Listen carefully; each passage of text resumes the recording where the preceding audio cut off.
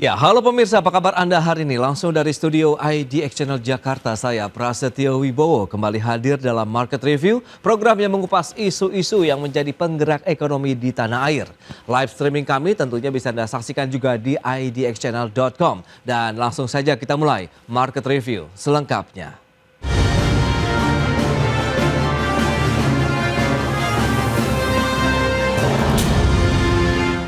Ya, pemirsa, Organization for Economic Cooperation and Development atau OECD kembali menurunkan proyeksi pertumbuhan ekonomi Indonesia dari 4,9% menjadi 4,7% di tahun 2025 ini. Sebelumnya, Bank Dunia, kemudian Dana Moneter Internasional atau IMF juga telah memangkas pertumbuhan ekonomi Indonesia di level yang sama. Kinerja perekonomian nasional hingga pertengahan tahun 2025 ini nampaknya masih diwarnai tekanan. Hal ini terpantau dari data pertumbuhan ekonomi di kuartal 1 tahun ini yang tercatat di bawah 5%, tepatnya di 4,87%. Terbaru, Organization for Economic Cooperation and Development atau OECD kembali menurunkan proyeksi pertumbuhan ekonomi Indonesia sebesar 0,2% dari 4,9% menjadi 4,7% pada 2025. Sebelumnya, OECD telah menurunkan dari 5,2% menjadi 4,9%. Sementara Bank Dunia atau World Bank dan Dana Moneter Internasional atau IMF juga telah menurunkan proyeksi pertumbuhan ekonomi Indonesia di tahun 2025 ini masing-masing dari 5,15 menjadi 4,7% dan dari 5,1% menjadi 4,7%. Dengan demikian, lembaga-lembaga ekonomi internasional tersebut ikut mematok pertumbuhan ekonomi di level 4,7%. Di sisi lain, Bank Indonesia menyatakan dengan realisasi pertumbuhan ekonomi di kuartal 1 dan mencermati dinamika perekonomian global, memperkirakan pertumbuhan ekonomi Indonesia di 2025 berada dalam kisaran 4,6 hingga 5,4%, sedikit lebih rendah dari kisaran perakiraan sebelumnya di 4,7 hingga 5,5%. Berbagai sumber IDX Channel.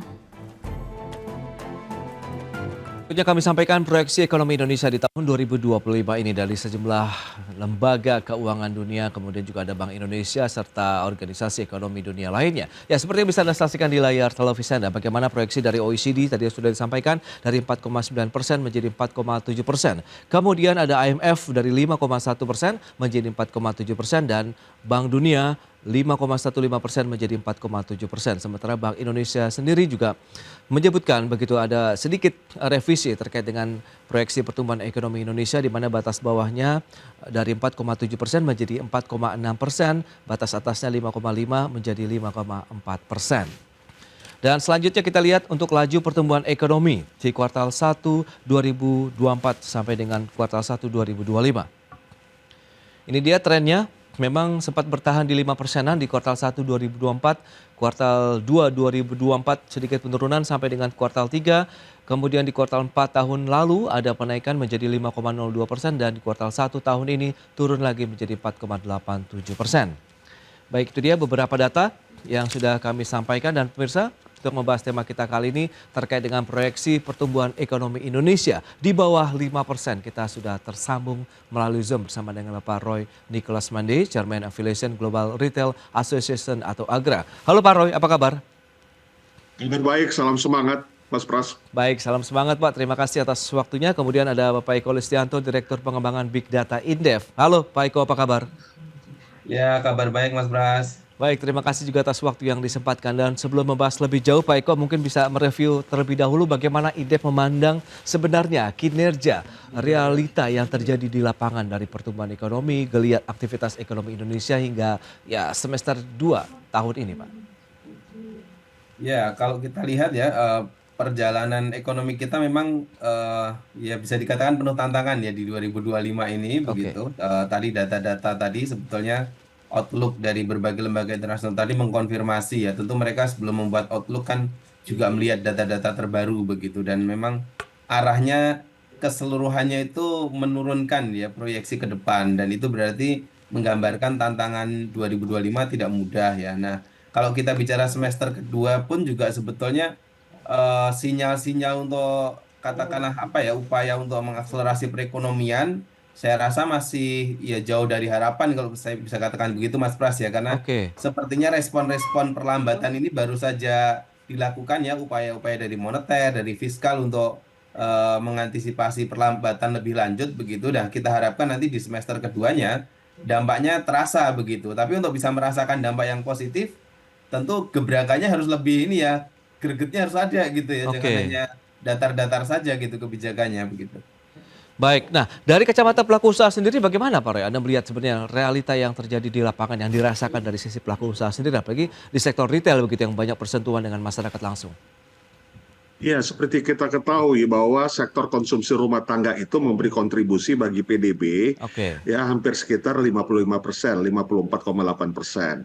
Nah, ketika konsumsi rumah tangga ini akan tergerus ya dengan situasi atau kondisi yang saat ini kita bisa lihat dari berbagai survei yang dilakukan, ini tentunya akan mempengaruhi akan kinerja ekonomi kita itu sendiri. Growth of ekonomi kita pasti akan juga tergerus dan ini menjadi satu alert yang selalu kami pelaku usaha sampaikan kepada pemerintah. Harus tepat sasaran kalau stimulus itu. oke. Harus kembali kepada platform yang sangat dibutuhkan oleh masyarakat saat ini. Kelompok menengah ya yang merupakan konsumen terbesar untuk segmen konsumsi yang seimbang, yang tetap itu harus dijaga. Kalau selama ini belum pernah ada stimulus, coba dipikirkan untuk yang betul-betul menyentuh kelompok menengah. Kalau kelompok yang bawah, yang marginal 18,43 juta, anggaplah 19 juta, kan sekarang sudah ada stimulus yang diberikan ya Ya, mengenai bantuan sosial, baik itu juga dari sembakonya maupun juga bantuan langsungnya. Tapi kelompok menengah ini kan nggak pernah.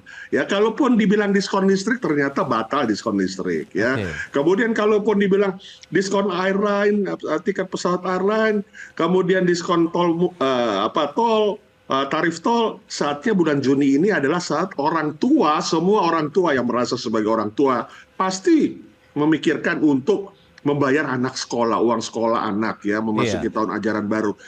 Bagaimana mereka mau spend airline? Bagaimana mereka mau spend tarif tol? Mau kemana mereka? Orang kemarin saja pas di Lebaran saja kita tahu terjadi penurunan 24% yang biasa mudik membatalkan mudik. oke. Walaupun sudah ada stimulus yang sama ya. Dua stimulus yang sama yang menurut kami ini kurang dan tidak tepat sasaran adalah yang diskon airline maupun juga diskon tarif tol. Karena di Ramadan kemarin tidak terbukti, malah turun pemudiknya. Nah Oke. sekarang memasuki bulan sekolah. Ya, ya. Ya, kemudian juga harga fluktuasi pangan yang juga masih tidak bisa dikatakan cukup bisa yakin untuk kita bicara dalam satu kuartal ke depan ini. Kemudian juga yang ketiga, kepastian apakah masih bekerja, apakah perusahaannya masih bisa bertahan, tidak mem-PHK dan lain sebagainya, sehingga kelompok menengah ini harus pindahkan dari spending ke saving. Nah ini kan tentunya harus dijaga, jangan sampai kelompok menengah ini betul-betul kehilangan. Dan bahkan sekarang ya tentunya kita tahu tabungan itu sudah hampir habis sebenarnya kalau di kelompok menengah ketika kami berkomunikasi dengan para konsumen. Jadi ya, cobalah dipikirkan langkah-langkah yang tepat sasaran. PTKP misalnya, penghasilan tidak kena pajak. Itu direalisasikan dulu dari 4,5 juta jadi 7 juta atau 7,5 juta.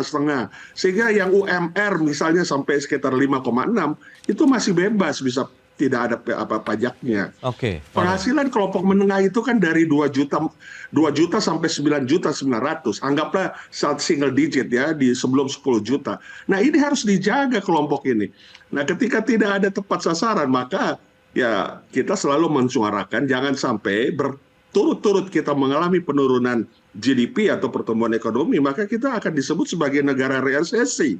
Nah, Baik, kalau baik, Pak negara Roy. resesi tentunya impact-nya akan jauh lebih Ya. terpengaruh lagi, tergerus lagi ekonomi kita di hadapan para stakeholder, investor dan juga pelaku Baik. usaha lainnya. Nah, ini menarik. Pak Eko, kalau Anda melihat begitu, tampaknya dari sisi pelaku usaha sudah melihat begitu. Daya beli masyarakat ini memang masih menjadi suatu hal yang cukup kritis begitu saat ini. Sebenarnya dari kacamata Indef sendiri, bagaimana dengan tadi proyeksi pertumbuhan ekonomi Indonesia yang dipangkas oleh OECD, kemudian IMF, World Bank, dan bahkan Bank Indonesia sendiri juga melihat sebenarnya apa yang ya tengah terjadi dengan kondisi ekonomi saat ini. Apakah benar-benar kelas menengah ini yang sedang merosot cukup dalam begitu, kemudian daya beli yang benar-benar terjun bebas, atau bagaimana sih, Pak? Ya kalau kita lihat dari realisasi triwulan satu saja ya Mas Pras ya, Hmm, itu sudah menggambarkan memang ekonomi kita bermasalah begitu ya, di oke. mana cuma tumbuh 4,87, terus kemudian konsumsi ya yang merepresentasikan daya beli tadi itu hanya 4,89 begitu ya. Menurut saya itu cukup rendah ya, di tengah sebetulnya ya biasanya kita normalnya itu 5%-an lah begitu. Nah, Yes. sehingga kemudian kalau kita lihat, kita kaitkan dengan proyeksi tadi ya, saya rasa dengan situasi bahwa memang konsumsi itu menjadi indikator yang sangat penting gitu, karena porsinya seperti dibilang Pak Roy tadi paling besar ya di dalam komponen pertumbuhan ekonomi ya. Dilihat dari apa, siklus atau dinamika dari konsumsi aja udah kelihatan begitu. Bagaimana kemudian konsumsi mulai melandai lagi begitu ya, terus kemudian lembaga-lembaga internasional itu katakanlah merevisi proyeksinya begitu ya, menurunkan ke bawah. Nah, ya menurut saya ya ini yang penting begitu. Jadi kalau kemudian bagaimana kemudian mengatasi persoalan ini sehingga target perekonomian masih bisa di dalam track 5%-an ya, bahkan tahun ini mungkin sekitar 5,2 begitu targetnya. Ya bagaimana kemudian pemerintah ya punya solusi kebijakan terhadap sisi konsumsi, sebetulnya Hmm, itu ya. Jadi yang disampaikan Pak Roy tadi Hmm. tepat begitu.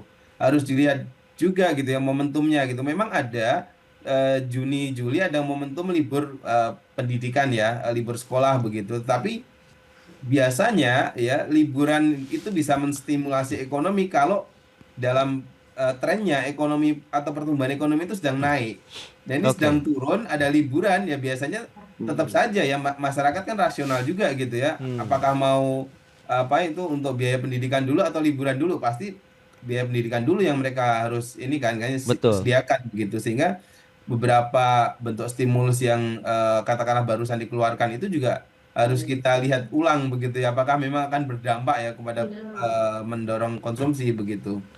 Iya ya, jadi kalau kita bicara mengenai kondisi saat ini berarti tekanan yang terjadi dari perekonomian kita begitu lebih dipicu dari kondisi dalam negeri atau memang ada faktor global? Tahan dulu jawabannya Pak Eko, kita akan jeda dulu sebentar ya Pak Roy, dan pemirsa kami akan segera kembali sesaat lagi.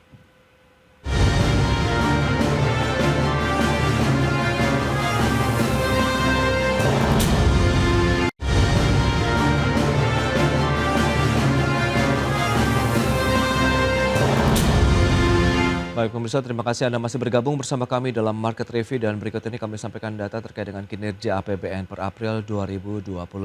Ya, seperti yang bisa Anda saksikan juga, kita lihat pergerakannya dari Januari kemudian sampai dengan Maret memang masih negatif begitu ya. Kemudian di bulan April terjadi surplus sekitar 4,3 triliun begitu untuk APBN ya. Ini menarik kalau kita cermati. Selanjutnya PMI Manufaktur Indonesia ini sampai dengan Mei 2025 ya, seperti kita saksikan, level ekspansi terjadi dari Desember 2024, Januari 2025, Februari sampai dengan Maret, kemudian April dan Mei sudah meninggalkan level ekspansi atau mengalami kontraksi. Selanjutnya inflasi bulanan kita lihat di tahun 2025 ini di Mei kita justru terjadi deflasi 0,37% setelah 2 bulan sebelumnya mengalami inflasi. Sementara Januari Februari kita juga mengalami deflasi yang dipicu karena memang ada diskon tarif listrik yang diberikan oleh pemerintah begitu. Baik, kita lanjutkan kembali perbincangan bersama dengan Pak Eko dan juga Pak Roy. Ya, Pak Eko, kalau kita cermati dengan beberapa data tadi yang sudah disampaikan, lantas kalau kita bicara mengenai kondisi yang terjadi saat ini, Anda melihat fokusnya atau dominasinya ini faktor domestik atau global, Pak Eko? Jawab secara sederhana, memang dua-duanya berpengaruh. Tetapi Hmm, kalau kita lihat besarannya gitu oke, ya, ini apakah memang lebih ke domestik atau ke global?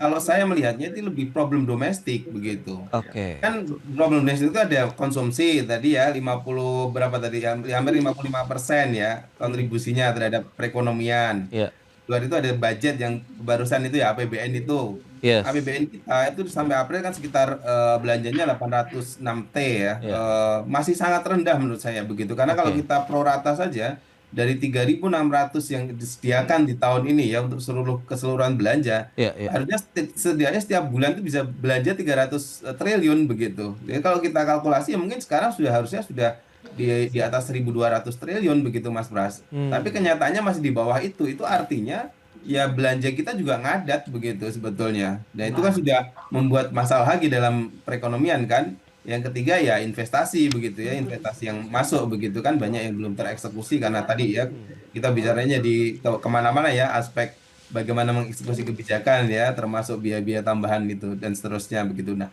di luar itu memang ada sekitar 30-an% ya itu ekspor impor begitu. Jadi kalau kita lihat keseluruhan ini sebetulnya tanpa ada tarif TRAN pun juga memang sudah bermasalah begitu sehingga fokus ke dalam dulu lah bagaimana mengatasi karena ini yang bisa kita handle begitu. Oke, faktor domestik yang dominan ya membuat perekonomian sedikit begitu mengalami tekanan begitu atau sedikit hambatan. Nah, Pak Roy sendiri dari sisi pelaku usaha bagaimana? Kita tahu tadi sudah disampaikan deflasi terjadi di bulan Mei meskipun kita tahu juga di Januari, Februari sempat terjadi deflasi karena adanya stimulus juga yang diberikan oleh pemerintah. Kemudian terjadi lagi inflasi meskipun trennya cenderung turun sampai akhirnya mengalami deflasi. Nah, realita yang lagi-lagi kalau kita bicara sebenarnya daya beli masyarakat ini seperti apa begitu? Lantas bagaimana dengan kemampuan produksi dari ataupun penjualan retail sendiri begitu di Indonesia sampai dengan semester 2, Pak Roy? Ya, saya sependapat dengan Pak Eko tadi menyampaikan bahwa kita lebih banyak persoalannya di domestik sebenarnya. Oke. Ya, karena apa? Karena ya ini saya ambil contoh sebelum menjawab yang tadi Pak Pras katakan. Yang pertama adalah kita lihat saja ya, biasanya Ramadan itu kita mengalami inflasi. Ya, karena memang permintaan naik, sementara supply itu biasanya antara bisa menutupi tidak, apalagi dengan kebutuhan pokok yang misalnya naik turun dan sebagainya. Jadi biasanya inflasi. Ini dalam 25 tahun terakhir kita terjadi deflasi menjelang Ramadan, ya 0,48 itu. Kemudian kalau dibilang karena faktor listrik, nah sekarang pertanyaan saya, deflasi yang kemarin 0,37, apakah ada diskon listrik? Tidak ada diskon listrik. Jadi bukan soal diskon listrik. Diskon listrik hanya menyentuh sekitar hampir kemarin 2.200 watt kan yang dikenakan. Kemudian blade yang sekarang ternyata dibatalin, yang diturunin menjadi untuk sampai 1.300 watt tapi nggak jadi. Ternyata deflasi lagi kok. Bulan kemarin ya 0,37. Artinya apa? Bukan karena listrik, tapi karena memang ya komoditi itu tidak dibelanjakan lagi oleh masyarakat. Masyarakat beli basket size-nya itu mengecil karena mereka lebih saving, lebih penting daripada spending. Kemudian kedua, ya kalaupun ada fluktuasi harga atau katakanlah nggak disebut fluktuasi, tapi harga yang lebih paten, lebih mantap, ya, tetapi tidak ada yang beli. Ya berarti kan memang kondisinya itu daya beli, faktor daya beli di situ. Ya. Nah, jadi ini kan yang sering kali kita suarakan adalah bagaimana pemerintah itu memiliki data yang akurat, tapi tidak hanya soal data, tapi analisis datanya. Ya, sejauh mana membaca evaluasi ya data yang kemarin untuk keluarkan stimulus yang sekarang.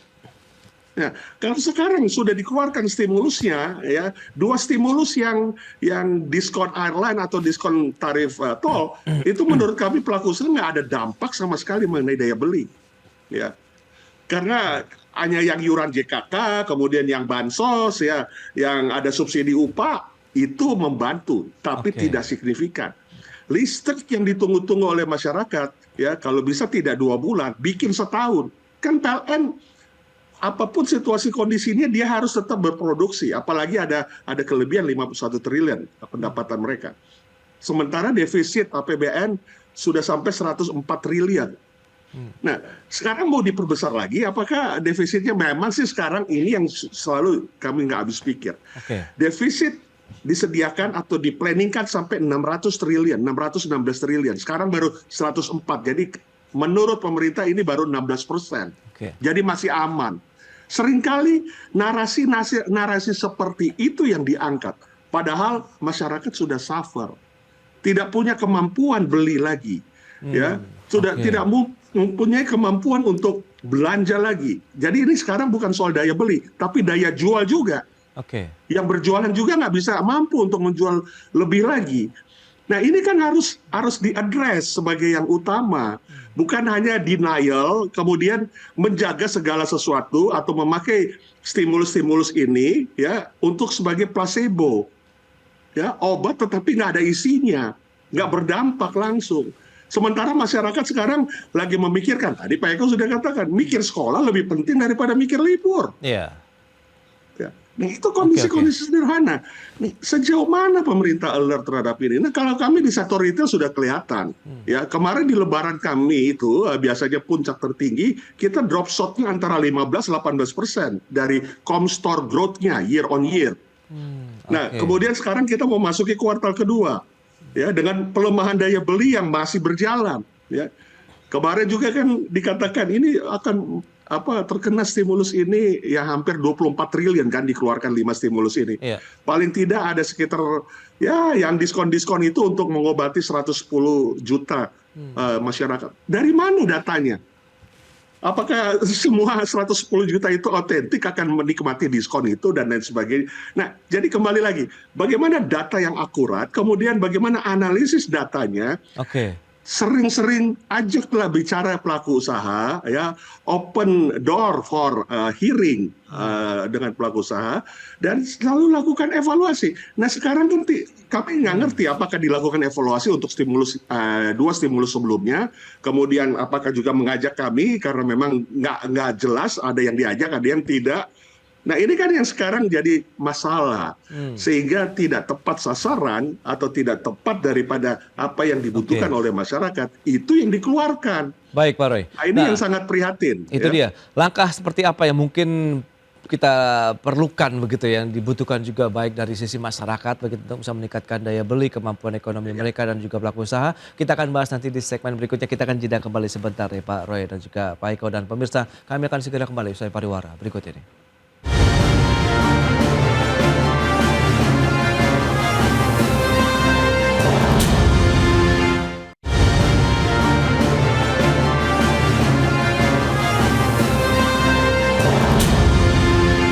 Baik pemirsa, kita lanjutkan kembali perbincangan bersama dengan Bapak Roy Nicholas Mande, Chairman Affiliation Global Retail Association dan juga Bapak Eko Listianto, beliau adalah Direktur Pengembangan Big Data Indef. Nah, baik kalau kita cermati dengan beberapa data informasi yang sudah disampaikan di mana memang keterlibatan dari pelaku usaha diharapkan benar-benar diajak begitu oleh pemerintah dalam menelurkanlah kebijakan-kebijakan ataupun insentif subsidi yang akan diberikan oleh pemerintah untuk dunia usaha maupun masyarakat. Nah, Pak Eko sendiri melihat seperti apa begitu idealnya kalau kita bicara mengenai stimulus-stimulus ataupun paket-paket kebijakan yang bisa mendongkrak ekonomi yang langsung menyentuh kepada masyarakat, daya beli masyarakat, perekonomian masyarakat menengah maupun bawah yang ikut langsung terbooster begitu dengan adanya kebijakan ini, Pak Eko. Iya, tadi sebenarnya clue-nya persoalan ekonomi kita saat ini itu udah jelas ya, daya belinya itu melemah. Ya. Cuma kan dari si pemerintah tuh tidak mau mengakui itu gitu ya. Dia Oke. selalu mengatakan bagaimana ada indikator-indikator yang bisa katakanlah mengcounter isu itu. Tapi sebetulnya kalau dari sisi kebijakan itu yang mau diadres itu jelas, itu sebenarnya soal daya beli begitu Oke. ya. Ada dari moneter ya, Bank Indonesia menurunkan suku bunga, kemudian dari sisi fiskal kemarin ada stimulus-stimulus yang dikeluarkan. Tujuannya kan supaya orang mau berbelanja. Nah, sehingga menurut saya ya oke, tidak perlu diakui tidak apa-apa, tetapi kebijakannya harus fokus pada upaya peningkatan di daya beli tadi gitu ya. Selain tadi juga lebih mendengar kepada bagaimana solusi-solusi yang dari dunia usaha ya. Saya rasa itu penting sekali untuk melibatkan mereka begitu. Nah, tapi di luar itu fokus pada daya beli ini menjadi penting begitu. Jadi misalkan nih kemarin ada 5 stimulus gitu yang dikeluarkan. Nah, beberapa tadi yang dikritik oleh Pak Roy itu kan memang pada aspek hanya sekedar kita bisa katakan distribusi ya, itu perjalanan orang kira-kira begitu ya. Dan ya dia nggak mungkin melakukan perjalanan seperti itu ya kalau kemudian ada problem-problem yang lebih mendasar bagi dia di daya belinya begitu. Sehingga yang perlu lebih diperbanyak itu adalah bagaimana tadi ya ada usulan dari Pak Roy ya, PTKP begitu kan, seperti itu. Terus kemudian yang lainnya sebenarnya masih banyak yang bisa dilakukan ya, terutama kelas menengah yang tidak dapat sentuhan banyak ya menurut saya gitu. Kalau kelas bawah kan di dalam paket 5 ini ada begitu. Nah, cuma kelas menengah yang paling banyak mengkonsumsi ini justru tidak banyak dukungan begitu, termasuk misalkan diskon listrik yang tadi diusulkan juga ya, itu sebetulnya penting sekali begitu karena dari situ kemudian ada ruang begitu untuk kelas menengah juga ini ya lebih meningkatkan konsumsi begitu. Di luar itu ya tentu ada kreativitas-kreativitas dari misalkan kepala daerah begitu ya Oke. untuk bisa membuat ya stimulus dari sisi yang lain ya misalkan aktivitas-aktivitas festival atau sejenisnya yang bisa mendorong orang untuk datang menikmati begitu sehingga mereka kemudian berbelanja ya ketika menyambut momen yang mau disasar pemerintah ini kan momen libur pendidikan ya libur anak sekolah begitu. Baik, nah kalau menyikapi kondisi seperti ini, lantas kalau ke Pak Roy begitu proyeksi Anda sendiri dan optimisme Anda terkait dengan geliat aktivitas ekonomi, pertumbuhan ekonomi Indonesia ini sudah di kuartal 2 begitu sudah masuk semester 2, apakah akan bisa lebih meningkat lagi begitu paling tidak benar-benar menyentuh 5% paling tidak begitu Pak Roy? Tentunya kita sepakat dengan pemerintah, pelaku usaha tetap sepakat optimis ya. Apapun di mana kita berada ya langit itulah yang kita junjung tinggi. Kita apresiasi lah apa yang pemerintah sudah lakukan selama ini pasti dengan tingkat helikopter view yang lebih luas. Oke. Tetapi kan hal-hal yang substantif ketika kami menyampaikan seperti ini kami bukan dalam posisi seperti enemy the state. Tapi justru kami mau menjadikan alarm kepada pemerintah bahwa kenyataannya di lapangan itu sudah suffer, ya. Jangan lagi dengan kebijakan yang sifatnya trial and error, apalagi tidak memiliki data, tidak memiliki evaluasi, ya sejauh mana efektivitas dari stimulus, sudah 3 stimulus tahun ini, sejauh mana, ya kemudian apakah harus sama-sama itu aja, ya kemudian yang paling substantif itu seperti listrik, malah nggak siap dibicarakan karena anggarannya teralokasinya belum ada dan seterusnya. Nah ini kan hal-hal yang sifatnya yang kita jaga itu adalah jangan sampai mistrust dari kita semua ini terhadap situasi kondisi. Tapi kita mau jaga kepercayaan apa yang pemerintah juga sudah buat itu yang semuanya pasti dengan helikopter view yang baik. Ya. Itu tentu harus konsisten dengan kenyataannya. Tadi Pak Eko sependapat Pak Eko katakan ada Indonesia ada 2 kebijakan populis, moneter dan fiskal. Ya, moneternya sejauh mana ini peran daripada bunga-bunga kredit mobil, kredit motor ya yang kelompok menengah harus tetap bayar pada saat BI rate-nya hanya turun kemarin hanya 0,25 ya. Dan artinya tidak terlalu memberikan signifikansi terhadap bagaimana perubahan bunga. Kemudian fiskal. Saya ambil contoh lagi, kalau tadi PTKP sudah saya bicarakan, fiskal misalnya, sekarang kebutuhan pokok yang tidak ada PPN baru hampir sekitar 5 produk saja. Ya, minyak goreng masih ada PPN. Kenapa nggak dipikirkan supaya minyak goreng didiskresi dulu PPN-nya? Ya, walaupun kita membutuhkan uang, tetapi kan kita jaga bahwa konsumsi juga jauh lebih penting untuk dijaga. Ya, kalau proyek baru dan apapun program baru pemerintah justru masih bisa di-hold. Tapi menjaga konsumsi nggak bisa di-hold. Sehingga bagaimana relaksasi kebutuhan pokok PPN-nya. Ya, untuk belum semua kebutuhan pokok itu tidak ada PPN. Nah, itu hal-hal yang sangat substantif bagi masyarakat. Ketika mereka harus tetap makan, harus tetap minum, dan harus tetap memberikan uang sekolah bagi anak. Bertimbang nikmati liburan. Baik. Pak Roy, berarti memang bauran kebijakan fiskal moneter yang diharapkan bisa tepat sasaran begitu ya. Sehingga semoga yang seperti Pak Roy sampaikan, kemudian Pak Eko bahwa ada evaluasi terkait dengan kebijakan insentif yang diberikan ini mungkin lebih baik betul untuk melihat bagaimana efektivitasnya yang dirasakan langsung oleh masyarakat begitu ya. Apakah akan berdampak terkait dengan daya beli masyarakat, bisa menopang lagi begitu ya kehidupan ekonomi masyarakat Indonesia ke depannya begitu. Sayang sekali waktu terbatas ini Pak Eko. Kemudian Pak Roy, terima kasih banyak atas informasi, insight dan juga analisis yang sudah diberikan kepada pemirsa IDX Channel pada hari ini. Selamat melanjutkan aktivitas Anda kembali. Salam sehat, sampai berjumpa kembali Pak Roy. Pak Eko, terima kasih. Semangat. Terima kasih Mas Pras, Pak Roy. Baik pemirsa, jangan beranjak dari tempat Anda karena sesaat lagi kami masih akan kembali tentunya dengan tema menarik lainnya usai jeda berikut ini.